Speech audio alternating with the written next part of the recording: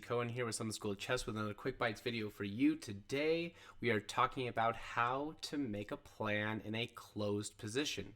Okay, now with closed positions you got to remember that the pawns are going to be locked either partially or fully, and because of that the position isn't going to change very much.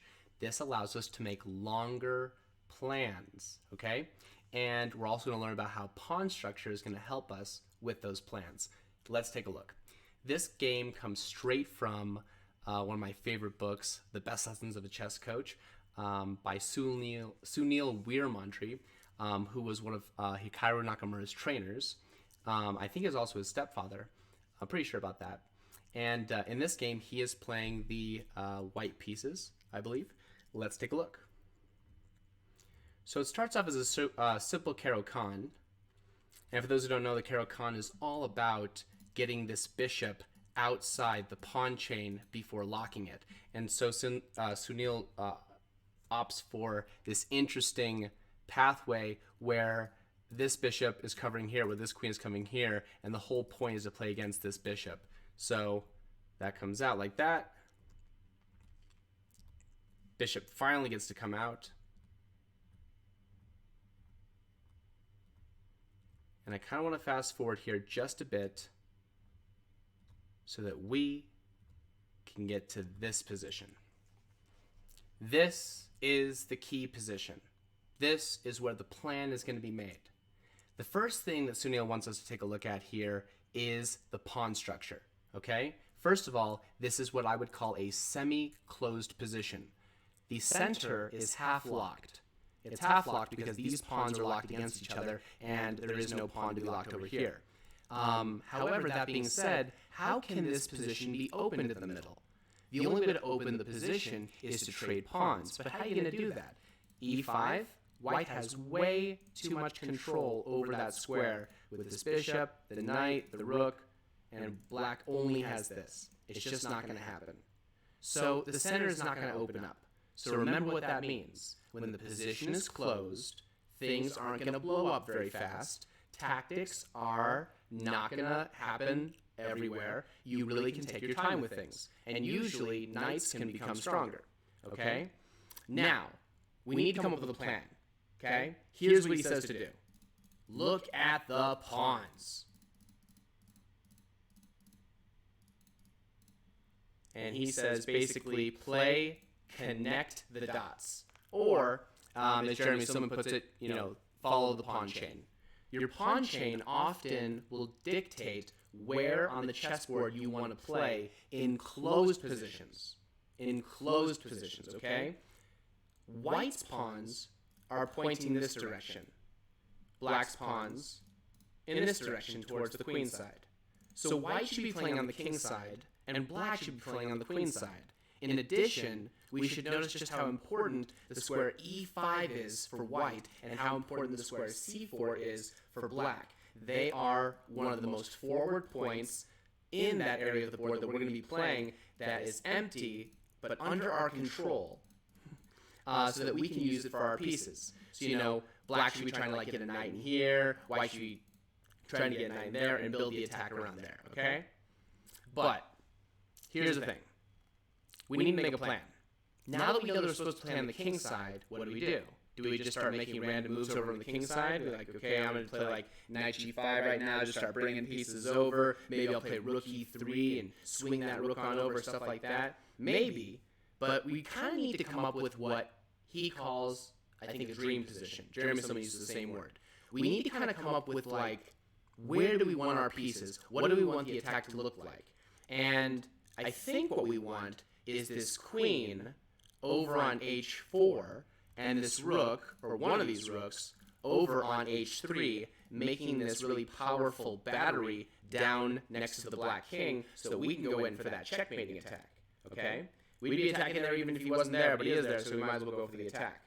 So the question is, how are we going to get our pieces there? Well, lifting this rook up shouldn't be too hard after this knight moves. This queen, how is she going to get there? Maybe here, and then this knight has to move somewhere, and then swings over to g3 or h3, and then, into h4. and then that rook could swing up maybe, stuff like that. So, okay, we start to mess around with the plan, then we start to see how we can actually make our pieces make it happen, but then we get to the point where we have to actually look at our opponent's moves too, and think to ourselves, okay, should I play the move knight g5 right now? Take a second right now. Ask yourself, this move seems to make a lot of sense. It puts a piece more towards the direction of black's king. It opens up the third rank so that we can transfer our queen and our rook very quickly. It makes a lot of sense, okay? But the question is, should we do this now? Stop the video for a second if you gotta. But the answer is no. Why? If we play knight g5 right now, we gotta check out what the opponent can do too. Knight takes d4. Did you see that? We can't take back, or we can, but we don't want to because, well, there goes our queen, right? So, we have to change up the move order. We eventually come to the conclusion that queen d3 is the way to proceed. Now, here's another really important point that I want to talk about. Black loses this game not because they're a bad player, but because they chose the wrong side of the board to play on. You see, black should be aware of white's ideas and making sure to manage those threats, making sure that the king is going to be okay, take what actions necessary, but mainly black needs to focus on, black's ideas, maybe like knight a5 going into c4 with ideas like b5 and b4 opening the position. The queen could come up. If I just make a bunch of random moves for white to kind of show you what I'm thinking here, maybe just get these pieces over like this, and then eventually start to open up that position. Like I want to play here. I got to watch out for that, right? Maybe I should play bishop d6 actually. Maybe like this is my dream position, like right here. Okay? Like black actually coordinates the pieces on the queen side, focused around a breakthrough, gonna start invading, all sorts of good stuff. Like to me, that's what makes sense. But instead, here's what black plays. Moving the knight to the king's side to make a one-move attack on the bishop. No problem. Save it. Queen d8? Really? The queen moves here, which makes a threat on the bishop. I'm all for making threats, but again, this is easily stopped, and it really is just moving pieces to the wrong side of the board. Queen e3. The right move to play here, actually, because we want him to take and actually help our knight get there. And actually, surprisingly, that's exactly what happens. Takes, queen f6. Black is just so committed to stopping these kingside ideas. Like, I got to give black some credit. First of all, black is not a bad player. Okay, I'm pretty sure black's a master. And black has ideas to play like, if white just does something, maybe like queen f4. And this should force an exchange between the queens. And with the queens off the board, how is white going to mate us, right? And then we can turn our attention back to the queen side and get some stuff going.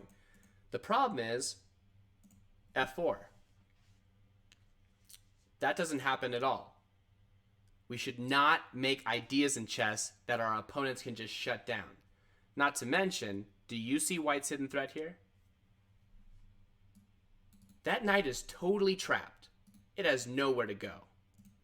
The only thing black can do in horror in this position is play queen back to e7 after realizing what's about to happen, clearing up that square. Should we play this? Usually you should not move the pawns in front of your castle king, but in this case, we should. We have total domination over the king side. The center is locked up. Remember, when the center is locked, you play on the wing. Knight comes back, threatening here, no problem. Queen slides over, and we are ready to make some money. Rook slides over, and honestly, oh yeah, I forgot about that. Last little part here. In this position, black did not have to tactically fall apart. However, things are looking pretty bad. With queen h4 and rook h3 in the air, threatening rook to h8 checkmate, black has to think of some ways on how to save that king. Black plays this move, queen d6, because it frees up this little pocket for maybe black to hide. It's not ideal in the face of that rook, but at least it would have a pawn shield. And let's face it, that's what kings need more than anything. However, because of the placement of this queen, and because we all know that the fastest way to improvement is doing lots of tactics, in this position white comes up with queen to h8 check, forcing this, and knight takes f7, beautiful move. king has to move, knight takes here with more and more threats, and the game goes a little bit longer. And actually in the real game, white actually, like in 10 moves, lost on time, but that's not the point of this. The point is, when you have a closed position or a semi-closed position, you need to know where to play. The pawns are going to point in the direction where you need to go, or at least they're going to help you. Wherever those pawns are most pushed, usually where you got to be, okay? Make that plan. Think about where you want your pieces first and then how you're going to get them there. But don't be like black in this game. Black had a plan too, that queen exchange, but the problem was that his opponent, white, could just shut it down. A master does not waste time making awesome looking plans that the opponent can just shut down unless there are extreme consequences for being able to do so. So, yeah, remember where those pawns point, play on the side of the board, make those plans, don't play on the wrong side of the board, and as always, if you got nothing else to do those tactics. They're going to be what gets you to that next level. Anyway, told you I'm going to make these things short. This is National Master Jesse Cohn from Some School of Chess with quick bites. Anyways, I will see you all later. Bye for now.